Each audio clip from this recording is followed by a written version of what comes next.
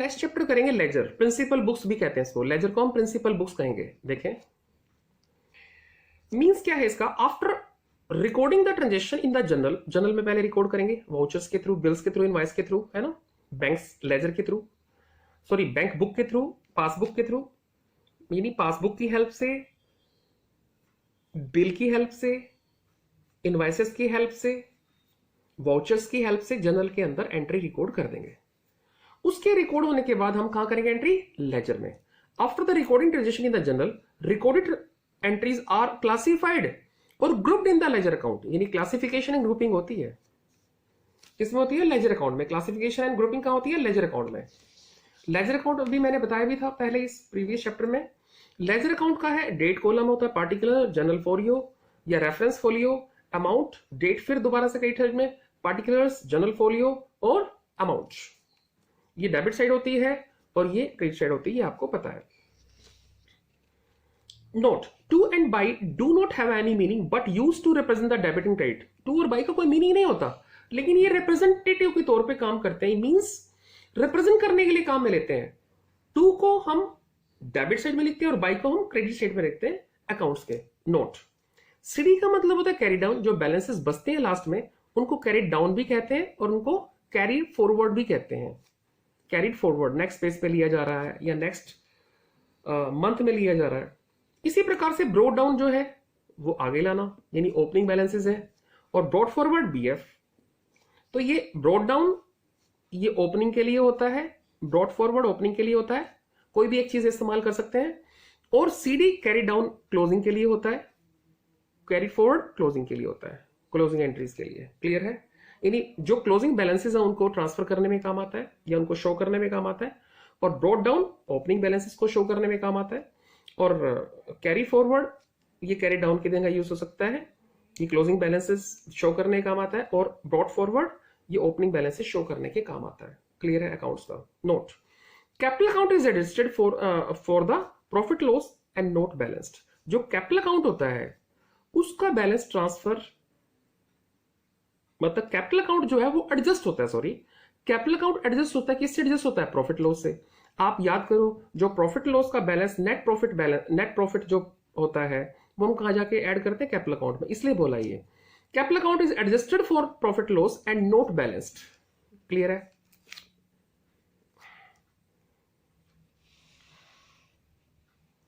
अब आता है हम ट्रायल बैलेंस की बात करते हैं। Trial balance is A statement not an accounts.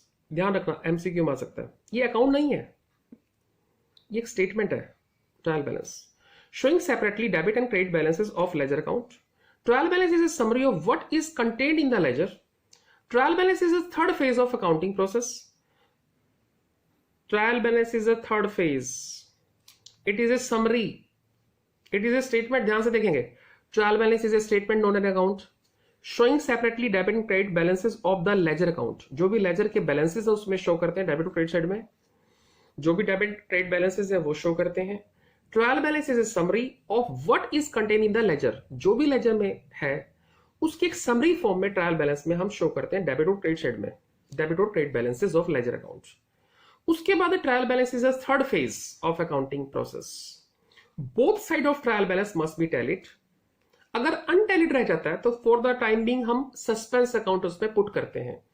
Trial balance assure that accounting work is free from clerical errors. बहुत इंपॉर्टेंट है, क्लरिकल एरर जो है, जो ट्रायल बैलेंस है वो इस बात को एश्योरेंस देता है कि हाँ उसमें क्लरिकल एरर नहीं है, हो सकती है लेकिन हम ये एक हमारा प्रिजम्पशन है कि हाँ उसमें क्लरिकल एरर से वो फ्री है ट्रायल बैलेंस में बी प्रिपेयर्ड मंथली, ईयरली और एट एनी टाइम। किसी वक्त भी आप ट्रायल बैलेंस, डेली बेसिस पे ट्रायल बैलेंस आप ड्रॉ कर सकते हैं, तो मंथली भी हो सकता है, ईयरली भी हो सकता है, या किसी टाइम पे भी हो सकता है। मैं कहता हूं ट्रायल बैलेंस आधे दिन का भी हो सकता है अगर एंट्री ज्यादा है तो। क्लियर है। ट्रायल बैलेंस में भी प्रिपेयर्ड मंथली, ईयरली और एट एनी टाइम। ठीक है। अब आता है limitations of trial balance. Trial balance is not the proof of 100% accuracy because some principal or compensating error remains exist in the books. Some other errors are: a wrong amount may be written in the journal, a wrong account has been mentioned in the journal। बात clear है? दोबारा सुने। Trial balance is not proof of 100% accuracy because some principle और compensatory error may be exist या may remain exist in the accounts books. तो trial balance 100% accuracy का proof नहीं है। हाँ, क्लरिकल एरर जो है हम कह सकते हैं टू मैक्सिमम जो है ट्रायल बैलेंस जो क्लरिकल एरर है वो क्लियर हो जाती है, but error of principle, error of compensation, compensatory errors वो एग्जिस्ट कर सकती है ट्रायल बैलेंस में स्टिल, कि डिटेक्ट ना हो उससे। तो some error, other error as are as follows, जैसे रॉन्ग अमाउंट में be written in the journal. अगर रॉन्ग अमाउंट जर्नल में लिखा गया तो नेचुरल बात है लेजर में भी गलती जाएगा, तो ट्रायल बैलेंस तो मैच कर जाएगा। Wrong account has been mentioned in the journal, ये भी गलती है, गलती तो है ना। Entry has not been posted in the ledger, entry has been posted twice in the ledger, तो ये मिस्टेक तो है। बात क्लियर है। Preparation of trial balance 3 method है जी, एक टोटल मेथड है, दूसरा है बैलेंस मेथड, तीसरा है total and balance method. Total method, each sides debit और credit of ledger account is totaled individually and transferred to trial balance separately.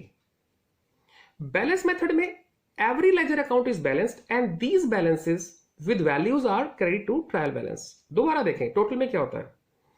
Total method में each side debit and credit of ledger account is totaled individually, ठीक है, and transferred to trial balance separately. Balance method में क्या होता है, every ledger is balanced and these balances with values are carried forward. वहां पर debit का अलग टोटल, क्रेडिट का अलग टोटल, और दोनों के दोनों बैलेंस ट्रायल बैलेंस में जाते हैं। यहां क्या होता है कि लेजर अकाउंट का बैलेंस कर दिया जाता है, यानी लेजर अकाउंट इज बैलेंस्ड, और ये बैलेंस्ड अमाउंट है, ये ट्रायल बैलेंस में जाता है। अब आइए तीसरा मेथड है टोटल एंड बैलेंस मेथड, इसमें दोनों आते हैं, ऊपर वाले मिक्सचर है। The above two methods are combined. These methods contain 7 columns: serial numbers, ledger account name, ledger folio, debit balance, credit balance, फिर debit total, credit total instead of serial number, ledger account name, ledger folio, debit balance, credit balance. Clear है? तो यहां पर ये combined है, ये ऊपर वाले दोनों मेथड का कंबाइंड मिक्सचर है उसी स्टाइल से दोनों मेथड का जो कंबाइंड मिक्सचर है। अब आइए adjusted trial balance through the suspense account. कई बार ट्रायल बैलेंस नहीं मिलता तो फॉर द टाइम बीइंग हम सस्पेंस को वहां पुट अप कर देते हैं। Either of the sides can be there, यानी डेबिट में भी सस्पेंस अकाउंट हो सकता है, क्रेडिट में भी। तो सस्पेंस अकाउंट जब क्रिएट होता है तो उन गलतियों को फिर हम बाद में सर्चिंग करते हैं। जहां सर्चिंग हो जाती है तो सस्पेंस अकाउंट एडजस्ट होता रहता है। देखें, if the trial balance do not agree after the transferring the balance of all the ledger account including cash and bank balance and error are not located timely, error timely locate नहीं होती, then trial balance is tallied by transferring the difference amount of debit and credit side to the account known as suspense account. बात clear है? Note, suspense account is temporary accounts open to the proceeds further and to prepare the financial statement for the time being. In suspense account for the time being open होता है, जब गलतियां मिल जाती है तो उसको रिमूव किया जाता है। कभी भी बैलेंस शीट में सस्पेंस अकाउंट नहीं आता, ट्रायल बैलेंस से ट्रांसफर नहीं होता बैलेंस शीट या प्रॉफिट लॉस में। सस्पेंस अकाउंट को हर हालत में खत्म करना ही होगा बैलेंस शीट और प्रॉफिट लॉस बनने से पहले। बात क्लियर है? अब हम नेक्स्ट करते हैं सब्सिडरी बुक। अभी हमने लेजर की बात की थी, अब सब्सिडरी बुक की बात करेंगे। सब्सिडरी बुक में क्या होता है? ए, सब्सिडरी बुक, इसको पहले हम चेक करते हैं कि बुक्स कौन कौन सी हैं। एक तो प्रिंसिपल बुक्स या प्राइमरी बुक्स कहते हैं, जिसको हम लेजर को कवर करते हैं। अब दूसरा जो सब्सिडरी बुक का चैप्टर है वो ये है, बी पॉइंट, ये हम कर चुके हैं लेजर अकाउंट, ठीक है। तो सब्सिडरी बुक जो है वो क्या है? Subsidiary book itself. और लेजर क्या है? ये प्रिंसिपल या प्राइमरी बुक है, प्रिंसिपल बुक कहो या प्राइमरी बुक कहो। तो लेजर तो सेकेंडरी नंबर पे बनती है, जो सब्सिडरी है या जर्नल है वो प्राइमरी पहले बनती है। तो मींस प्रिंसिपल और प्राइमरी बुक्स इसलिए नाम दिया गया है कि यहां से हमें एग्जैक्ट स्टेटस पता लगता है, इसलिए इसका नाम प्रिंसिपल और प्राइमरी बुक्स पड़ा है। अदरवाइज लेजर सेकंड नंबर पे बनती है। तो सब्सिडरी बुक सहायक बुक्स हैं, उन बुक्स में सीधा वाउचर से, बिल से एंट्री ट्रांसफर होती है। बात क्लियर है? तो परचेज बुक होगी सब्सिडरी बुक, परचेज जर्नल होगी कह सकते हैं आप, credit purchase of tradable goods, ये जो उधार परचेजेस होती है वो परचेज बुक में जाती है, कैश परचेजेस परचेज बुक में नहीं जाती। अगर हम ऑफिस फर्नीचर को परचेज कर रहे हैं, टाइपराइटर को परचेज कर रहे हैं, तो मैंने बताया था परचेज वर्ड है वो ट्रेडेबल गुड्स से लिंक्ड है। हमारी फर्नीचर असेट्स है, टाइपराइटर असेट्स है, तो हम परचेज बुक में इनको नहीं लेंगे, इनको हम कहां लेंगे? जर्नल में, जर्नल प्रॉपर में। तो office furniture and typewriters purchase on credit are not entered in the purchase book, they are entered in the journal proper. बात क्लियर है? उसके बाद सेकंड है sales book, sale journal, credit sale of tradable goods. Note, sales of non tradable goods on the credit are entered in the journal proper. बात clear है? तो sales book, sale journal, credit sale of tradable goods, ये तीनों एक ही नाम है। कह सकते हैं कि सेल बुक उधार सेल के लिए है, या उसको सेल जर्नल भी बोल सकते हैं। Note, sales of non tradable goods on credit are entered in the journal proper. जैसे कोई फर्नीचर आपने बेचा तो वो सेल्स बुक में नहीं आएगा, वो आएगा जर्नल प्रॉपर में, क्योंकि वो ट्रेडेबल गुड्स नहीं है। ट्रेडेबल गुड्स का मतलब होता है जिस गुड्स में हम डील करते हैं, डील मतलब सेल और परचेज करते हैं। थर्ड है परचेज रिटर्न बुक या रिटर्न आउटवर्ड बुक भी कहते हैं। परचेज रिटर्न बुक का आउटवर्ड नाम क्यों पड़ा है? देखें, पहले परचेज किया था तो वो इन था, इन आया, हमारा अंदर की तरफ वो गुड्स आया। जब आउट होगा तो परचेज का आउट होगा, अगर हम माल की वापसी करेंगे तो, इसलिए उसका नाम outward book, purchase outward book या रिटर्न आउटवर्ड बुक नाम पड़ा। क्रेडिट परचेज रिटर्न कह सकते हैं। बात क्लियर है? सेल रिटर्न बुक और return inwards book credit sale return कह सकते हैं। तीसरा है बीआर बुक, जिसमें कि पार्टी की तरफ से अगर कैश नहीं है, चेक नहीं है, तो बीआर वो एक्सेप्ट करके हमें दे देता है। तो जब बीआर एक्सेप्ट करके हमें देगा तो वो बीआर हम अपनी बीआर बुक में शो करते हैं। बीपी अकाउंट में जो बिल हमने एक्सेप्ट करके दिए हैं, जैसे हमने पेमेंट करनी है, हमारे पास कैश नहीं है, चेक नहीं है, बैंक में पैसा नहीं है, तो हम बीपी एक्सेप्ट करके दे सकते हैं, तो वह बिल एक्सेप्टेंस आएगा। क्लियर है बात? और सेवंथ है journal proper, transaction not recorded elsewhere, जहां ऊपर कहीं भी रिकॉर्ड नहीं होता वो जर्नल प्रॉपर में हम रिकॉर्ड कर लेंगे। Opening and closing rectification entries, opening entries, closing entry जाएंगी, रेक्टिफिकेशन एंट्री जाएंगी, ट्रांसफर एंट्री जाएगी, एडजस्टमेंट एंट्री जाएगी regarding the outstanding expenses, prepaid expenses, depreciation, interest on capital, ये सब कहां दिखाएंगे? जर्नल प्रॉपर में। बेडेट्स और लॉसेस बाय एक्सीडेंट एंट्रीज, ये सब जर्नल प्रॉपर में दिखाएंगे। बात क्लियर है? अब आता है cash book. Cash book is a subsidiary because cash transaction are straight away recorded in the cash book and from this cash book ledger account are prepared. तो कैश बुक जो है वो सब्सिडरी बुक भी है plus prime book भी है। बात clear है? इसलिए है कि कैश बुक भी बनता है और कैश अकाउंट भी बनता है, इसलिए तो कैश बुक और कैश अकाउंट एक ही चीज है, दोनों का पर्पस एक ही चीज है। तभी हम कैश बुक को कैश अकाउंट भी कह सकते हैं और तभी उसका नाम कह सकते हैं कि हाँ वो सब्सिडरी बुक भी कैलकुलेट होती है और प्राइम बुक एंट्री भी कैलकुलेट होती है। ठीक है? Cash book is both principal book and subsidiary book. बात क्लियर है? प्रिंसिपल बुक को या प्राइम एंट्री बुक को एक ही चीज है। ठीक है? Kinds of cash book. Cash book कितने प्रकार की है? जैसे एक तो सिंपल कैश बुक होती है जिसका एक ही कॉलम होता है, कैश कॉलम होता है उसमें। 2 कॉलम कैश बुक में कैश प्लस डिस्काउंट का कॉलम होता है। 3 कॉलम कैश बुक में cash plus discount plus bank का कॉलम होता है। बात क्लियर है? नोट में देखिए क्या लिखा है। Discount column in the cash book is not an account. ध्यान रखना, ये बहुत इंपॉर्टेंट है। जो डिस्काउंट कॉलम है वो डिस्काउंट कॉलम अकाउंट नहीं कहलाता, और डिस्काउंट कॉलम को कभी बैलेंस भी नहीं किया जाता। अलग अलग लिखते हैं, डिस्काउंट का डेबिट बैलेंस अलग होता है, डिस्काउंट का क्रेडिट बैलेंस अलग होता है, उनको कभी आपस में बैलेंस नहीं किया जाता। Total of discount column are transfer to discount account. बात क्लियर है? दोनों का डेबिट का अलग से और क्रेडिट का अलग से ट्रांसफर हो जाता है डिस्काउंट अकाउंट में। Note, discount column are not balanced. बात क्लियर है? 3 कॉलम कैश बुक में cash plus discount plus bank, ये मैंने बता ही दिया है। अब आते हैं petty cash book. Petty cash book में if task of making small payment that is telegram, tax fare, cartage is heavy, then a petty cash book is maintained by petty cashier। petty cash book का मतलब देखिए ध्यान से, if task of making small payment, Telegram है, tax fair है, cartridge है, वगैरह वगैरह छोटी छोटी पेमेंट्स है, इज हैवी, बहुत ज्यादा मात्रा में है, क्वांटिटी उसकी ज्यादा है, नंबर ऑफ वाउचर ज्यादा है, छोटे छोटे अमाउंट के, 10 रुपए के, 20 रुपए के, 50 रुपए के, 100 रुपए के, is heavy, then petty cash book is maintained by petty cashier. petty cashier, petty cash जो है वो impress system of petty cash होता है. मींस जैसे मैंने एक petty cashier बिठाया कंपनी के अंदर, petty cashier को मैंने 1000 रुपए दे दिए कि 1000 रुपए का बैलेंस आपके पास हर हफ्ते होना चाहिए, हर वीक पे. तो सपोज उसके वीकली एक्सपेंडिचर 600 रुपए खर्च हो गए, तो मुझसे वो 600 रुपए लेगा एट द वीकेंड पे, और अपने 1000 रुपए बिगनिंग पे वो फिर पूरे करके शुरू हो जाएगा एक्सपेंडिचर करना. तो imprest system of petty cash में, in the beginning of the period a definite sum is given to the petty cashier and reimburse for small payment made at the year, made the end of the period weekly. thus he will have again the fixed amount in the beginning of the new period, new week.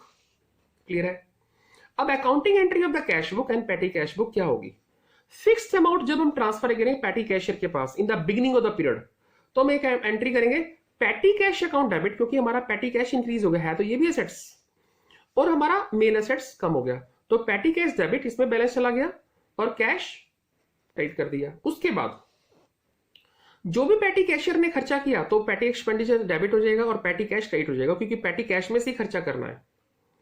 तीसरा, cash reimburse at the end of the petty cashier which was incurred during the period. ठीक है, तो petty cash debit to credit. Again जितना, जैसे suppose 1000 रुपए हमने इसको दिया, इसने 600 का खर्चा कर दिया, अब जितना खर्चा किया है ये रिम्बर्समेंट होगा. 600 रुपए हम उसको दे देंगे पेटी कैशियर को. अगेन उसके पास बैलेंस कितना होगा पेटी कैश अकाउंट में? 1000 रुपए.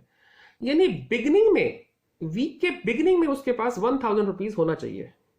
This is called imprest system of petty cash. ठीक है.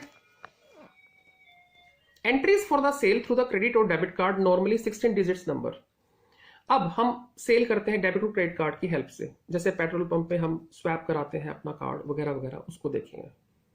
Students, in the seller books, sales made through the credit और डेबिट कार्ड, स्वैपिंग मशीन से सेल हो रही है पेट्रोल पंप के ऊपर. ठीक है. जब पेट्रोल पंप के ऊपर सेल हो रही है पेट्रोल की, तो डेफिनेटली पेट्रोल के पास पैसा आना चाहिए. वो कैश में तो आता नहीं है, लेकिन वो बैंक में जाके सीधा उनका डेबिट हो जाता है, तो उनका बैंक का बैलेंस बढ़ जाता है, पेट्रोल पंप के बैंक का बैलेंस बढ़ जाता है. तो जब बैलेंस बढ़ेगा तो बैंक अकाउंट डेबिट हो जाएगा, और पेट्रोल पंप के जो सेल ऑफ पेट्रोल होगा वो सेल अकाउंट में चला जाएगा. अगर मैं पेट्रोल की बात करता हूं तो ट्रेडेबल गुड्स है ये पेट्रोल पंप के ऊपर. अब पेट्रोल पंप वालों को जो ये फैसिलिटीज मिल रही है स्वैपिंग की, जो कैश के लेन देन में डिजिटली ये जो चीजें हो रही हैं, तो उसके लिए सर्विस चार्ज देना होगा पेट्रोल पंप वालों को. तो जब सर्विस चार्ज देना होगा तो कमीशन के रूप में बैंक वाले चार्ज करेंगे पेट्रोल पंप ओनर से, तो उनके लिए खर्चा होगा. तो कमीशन अकाउंट डेबिट, यानी ये एक्सपेंडिचर है एक तरह से पेट्रोल पंप का, टू बैंक, बैंक उनका क्रेडिट हो जाएगा, क्रेडिट हो जाएगा. बात क्लियर है? Merits of petty cash book, saving of time, दूसरा सेविंग ऑफ लेबर, तीसरा कंट्रोल ओवर स्मॉल पेमेंट. ये फायदा ये है पेटी कैश बुक का, एक तो सेविंग ऑफ टाइम होता है. जो मेन कैशियर है उसको बड़े बड़े कामों के लिए कैश चाहिए होता है, वो यूज करता रहता है, बट छोटी छोटी अगर वो पॉइंट में उलझ गया, छोटी छोटी पेमेंट्स करने में लग गया, तो उसका मेन काम रुक जाएगा. सेविंग ऑफ लेबर होती है, जो एक बंदा पेटी कैशियर बिठा दिया जाता है, उससे आपकी लेबर बच जाती है छोटे छोटे कामों के लिए. मेन कैशियर की लेबर में सेविंग हो जाती है. उसके बाद कंट्रोल ओवर स्मॉल पेमेंट, छोटी छोटी पेमेंट है, 10 रुपए की, 20 रुपए की, उसका भी कंट्रोल बना रहता है. ठीक है. अब एडवांटेजेस ऑफ सब्सिडरी बुक, फायदे क्या है? एक तो डिवीजन ऑफ वर्क हो गया, स्पेशलाइजेशन बन जाएगी वर्क में, टाइम की सेविंग भी होगी, और क्रॉस चेकिंग होती रहती है. मेन कैशियर पेटी कैशियर के काम को चेक करता रहता है, तो क्रॉस चेकिंग होती रहती है. बात क्लियर है?